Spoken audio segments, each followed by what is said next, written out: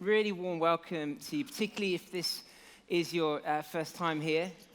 If it is, I wonder how you're getting on, how you're feeling. For some of you, maybe it's just been a crazy weekend and you were just so glad when you arrived to see a donut and a cup of coffee. My weekend's been a little bit like that. My wife has been away for the whole weekend, leaving with my 3 little boys, so 3 under 5, for the whole weekend on my own. First time ever. Yeah, thank you. It's too much. First time ever. I think probably last time ever. Yesterday, we drove to IKEA purely for the free childcare. Some of you have done that, right? You have. I've had to view it like Maslow's hierarchy of needs. I don't know if you've seen that. We're at the bottom of the triangle. Our most fundamental need is just basic survival. Just forget about everything else and survive. And I'm glad to report we are all alive. There is still actually 4 hours to go. Well, actually 3 hours, 25 minutes and 15 seconds, but who's counting? But if that's you and you're just like glad to have a coffee and a donut, welcome, take it easy, have another one at the end. But you may be here just feeling a little unsure, like you're waiting for like the big sell moment, like everything everywhere has strings attached. Or you may just be taking everything in. Perhaps this is just a totally unfamiliar environment. And maybe that you're full of questions like, what on earth is all the singing about? And why are there so many people here? And is this really a church? It doesn't look like one. But however you're feeling, whatever you're thinking, it's totally valid. No questions are off limits, and we're just really pleased that you're here. And I just want to spend the next 20 minutes or so not trying to sell anything or even really convince you of anything, but instead I'd just love to invite you to consider something this morning. Who's seen the Antiques Roadshow? Yeah, of course, most of us have. I catch it occasionally, like, most of the time I just watch really cool things, but, sometimes if it's on. But the most amazing moments are when someone brings something in that they don't think is worth anything, and they get it appraised only to find that it is. Perhaps you saw this one if you're a fan. This is this paperweight. It just sat on this teacher's desk in St. Ives for years. No one thought anything of it, and on a whim they took it along to the roadshow, only to find out that it was an original Barbara Hepworth sculpture. And how much do you think that is worth? £750,000. Could you imagine? Or what about this one? This was Terry Nourish had this vase for years and thought nothing of it. It actually served in their family as a makeshift goalpost for his children's football games. Anyway, takes it to the roadshow, only to discover that it's late 19th century French, and he sold it later that year for £668,000. Crazy. Do you ever just wish that would happen? Like sometimes after watching it, I just find myself sitting in my house just wondering, like, am I missing something? Like, do we have anything that might be like that? I wonder, could that vase be 17th century French? And sadly, everything in my house just has IKEA on the bottom. It's not free childcare. You just got to know that. It's the most expensive childcare out there. I suspect that the paperweight will no longer be left on the desk. The vase will probably never, ever be used as a football post again. Both items will be treated differently because they're valued differently. They're valued differently because they're seen differently. And they're seen differently because someone decided to take a second look. And this morning, I'd love to invite you, I guess, just to take a second look. You don't have to land where I have or where anyone else has. There's no pressure at all, but I'd love to invite you for a brief moment this morning to consider the person of Jesus, to take a second look. Because the chances are you probably have some concept of him already, right? From school assemblies or Sunday school, from Christians you've met or worked with, or just bits that you've picked up from culture, film, art, books, the news. You probably have some ideas about him. And there are just so many popular presentations out there. There's the fictional mythological Jesus who didn't really exist, but he's just one more in a long line of other fictional characters or superheroes. There's the meek and mild Jesus, sweet, passive, who wouldn't say boo to a goose. You know, the blonde-haired Jesus of modern Western presentation, normally with like a lamb on his shoulders. Or there's the finger-wagging Jesus, the judgmental Jesus who stands behind and over his equally judgmental church. Or maybe the Jesus of optimistic bumper car stickers, who seems radically detached from any real engagement with the world. I like that. He seems radically detached from any real engagement with the world. Or the Jesus of fridge magnets, inventor of helpful one-liners who can help us with our diets.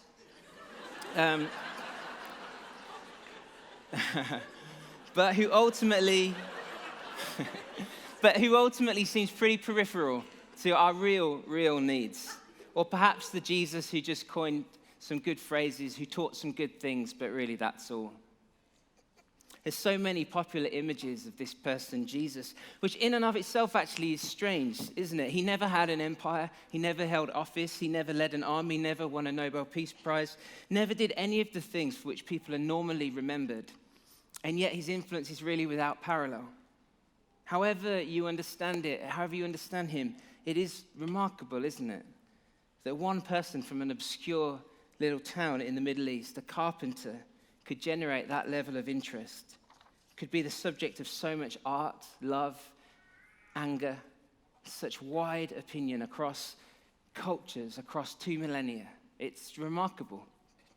So I don't know what your concept of Jesus is, but to a greater or lesser degree, you probably have one. And I'd love to invite you today just to consider taking a second look. Because the picture of Jesus that culture paints is actually quite different to the picture we get from the earliest reports of him. And I want to spend a few moments looking at one of those reports this morning. It's a story about Jesus found in Luke's Gospel in the New Testament in the Bible.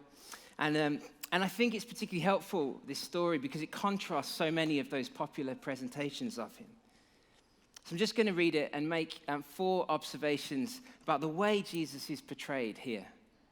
And I hope it might encourage us this morning towards taking a second look. So Luke chapter 7, if you've got your Bibles, if not, it'll come up on the screen.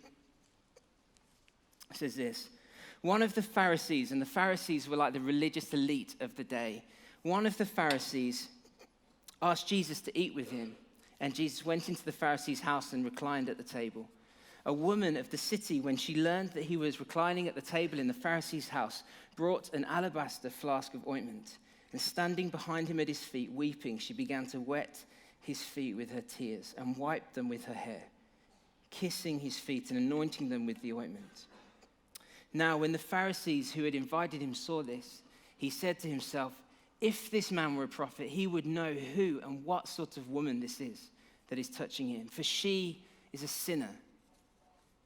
Turning towards the woman, Jesus said to Simon, do you see this woman? I entered your house. You gave me no water for my feet, but she has wet my feet with her tears and wiped them with her hair. You gave me no kiss, but from the time I came in, she has not ceased to kiss my feet. You did not anoint my head with oil, but she has anointed my feet with ointment. And he said to her, your sins are forgiven. Then those who were at the table with him began to say among themselves, who is this who even forgives sins? Amazing story, bit bizarre at points to our ears 2,000 years later. But I just want to make 4 quick observations about the Jesus that we see here. And the first is this. Jesus is presented here as real, not fictional. As real, not fictional. With my 2 older boys, Reuben's 5, Ezra's 3, we're going through this phase where they are trying to work out what is real and what isn't. Every superhero you can think of. Daddy, is Superman real? I'm like, no. Is Clark Kent real? No. So there's no one anywhere in the world called Clark Kent. And I'm like, well, I maybe. And they're like, I knew it. Or, Daddy, is Black Panther real? I'm like, no. Daddy, Black Panthers are real. Look at this book. He brings his big cat's book, and I'm like, man alive. Daddy, what about Santa? And I'm, whoa, that's nice. Just avoid. And it's important. You know, the other day, Ezra, my 3-year-old, was at the top of the stairs dressed as Mr. Incredible. It's pretty standard. We went to Pizza Express with Mr. Incredible the other day. Just can't get him out of that thing. But dressed as Mr. Incredible, and I just heard him say from the top of the stairs, Mr. Incredible, he could jump all the way down, couldn't he, Daddy? As I can see him, like, weighing up the option. Whatever our age, distinguishing between what is real and what isn't is important. A recent study actually suggested that 40% of people in the UK actually don't think Jesus was a real person. He didn't really exist. But actually, it's interesting because it's not actually even debated really among historians. The weight of evidence is similar to that of other historical figures like Julius Caesar, for example. For historians, Jesus definitely did exist. He really was a real person. Because the passage that we just read is in the Bible, we can think, oh, it has some mysterious quality to it. You know, it's like, it's in the Bible. But it's actually, firstly, a historical document, a report of Jesus' life. If you look at the way the author Luke starts this account a few pages earlier, he writes this in chapter 1. It should come up on the screen. Many have undertaken to draw up an account of the things that have happened, handed down to us by those who are eyewitnesses. I myself have carefully investigated everything from the beginning and decided to write an orderly account for you, most excellent Theophilus, so that you may know the certainty of the things you have been taught. That's how he starts his whole book. Doesn't sound very mysterious, does it? It's not in a galaxy far, far away or once upon a time. Luke was a doctor, a contemporary of Jesus, and he's just reporting what he's seen and heard. Theophilus, we think, may have been a Roman official interested in just all the noise about Jesus. Just real people in a real place, in a real time. And so reading this isn't like reading Lord of the Rings or your favorite John Grisham or reading about Spider-Man or Clark Kent, no matter what my little Ezra will tell you. These are historical documents about a real Jesus in a real place, in a real time. And I wonder if you've never considered that, whether that alone might be something that would encourage you just towards taking a second look. But also in this passage, we have Jesus as presented as strong, not weak. The Pharisees were the religious elite. They held power, they held prestige, they were respected, feared, held in high honor. And in the passage, they're angry with this woman, and they're angry for two reasons. Firstly, as shocking as it is to us, in that day, women were just not allowed to be part of meals in this way. They were treated as second-rate citizens. She was just not allowed to be here like this. And secondly, she was a woman. Not only was she a woman, but commentators think she was likely a prostitute. Unthinkable for the Pharisees. And they are so angry, so disgusted that in another report of this same incident, it says that they snorted with anger. I don't know about you, I've never seen anyone snort with anger. There might be a few laugh snorters out there today, but anger snorters, I don't know. But in that culture, in that day, it was a sign of total disgust. But look at Jesus. Does he cower under the pressure of their opinions? These were the people of power and influence, the people whose opinions ruled the day. Does he throw the woman under the bus so that he can be chummy with those in power? Is he passive? Is he quiet? Is he weak? Does he avoid conflict like I try to in almost whatever the cost? No. He does the opposite. He defends her. He stands up for her. He criticizes the Pharisees and he commends this woman. Standard etiquette as a guest was to be greeted with a kiss, to be given water to wash your feet and oil for your head. And Jesus affirms that this woman has succeeded where his hosts had failed. He's siding with her against the powerful. And it's actually not the only story where Jesus isn't afraid to confront the Pharisees. He goes even as far in one place as calling them whitewashed tombs. He says, you look good on the outside, but you're dead on the inside. It's pretty strong language, isn't it? He just calls out their hypocrisy. And, it must have been so awkward for the disciples. I struggle with anything like this. I find it difficult watching something like Andrew Marr or Jeremy Paxman. Does anyone else just find it difficult to watch where they're saying what needs to be said, but it's just so awkward? I can't take it. But this isn't meek, mild, passive Jesus. Luke portrays him as defending the weak, calling out the proud and the hypocritical, as culturally subversive, treating this woman and others like her with dignity and equality, challenging injustice, full of conviction, unafraid. The passive, meek, and mild Jesus with a lamb around his neck just doesn't fit. And I love it. He stands up for the least and the downtrodden. I wonder whether that's how you've seen him. Maybe that could be something to encourage us towards taking a second look. The third point is that Jesus doesn't fit the image of finger-wagging, sin-punishing, judgmental figure either. The Pharisees certainly do. They know who this woman is, they know what she does, and they're disgusted, full of judgment, full of condemnation, full of hate, angry at her mere presence. But again, look at Jesus. Does he pull away in disgust? Does he join them? Does he dismiss her? No, he affirms her. He welcomes her. He gives her dignity. He protects her. In one report, he says of her, she has done a beautiful thing. However we look at it, however you look at this passage, Jesus isn't the finger-wagging person in it. And actually, that would be the experience of many of us here today. We all make mistakes, don't we? Even just if you take God out of the equation for a moment, have you ever done anything that you wish you hadn't?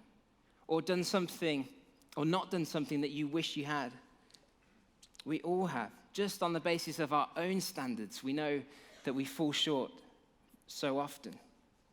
Personally, I'm very aware of mistakes that I've made, of decisions and attitudes that I've had that I wish I hadn't had, of things that I've done that I wish I hadn't, and things that I haven't done that I wish that I had.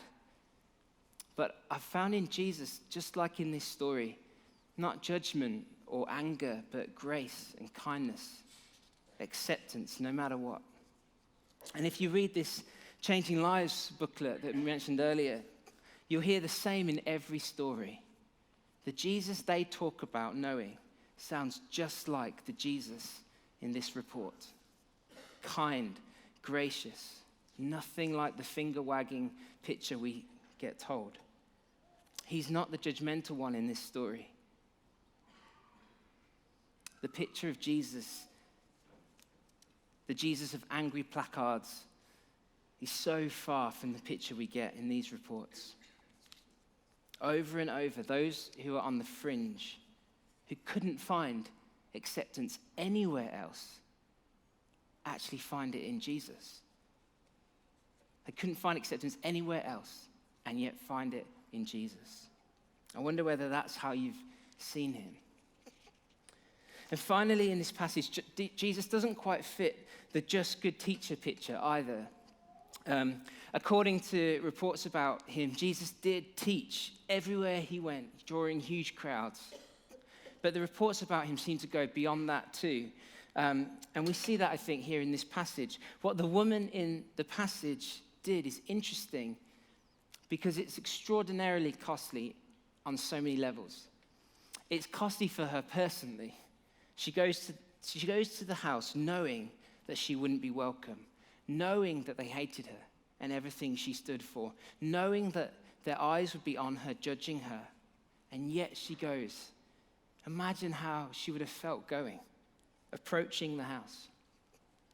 It's costly for her personally, and it's costly for her financially. That perfume she pours in Jesus' feet was nard. And it was found in the flowers at the feet of the Himalayas. And it was hugely expensive because of how far it had to travel along trade routes. Equivalent, we think, of today to around £25,000. And another report, again, of this same moment says that she didn't just open it and pour out a little out, but she broke it, just pours the whole thing at the feet of Jesus. It's costly for her financially, and it's costly for her dignity. In that culture, women never showed their hair. A woman's hair was to be let down in the moment of intimate encounter between a husband and wife only. And yet she comes into this house and she lets her hair down and she wipes his feet with it. Feet that would have been dirty from walking in the dust and the dirt. Why do this? Why go there? Why embrace such a cost?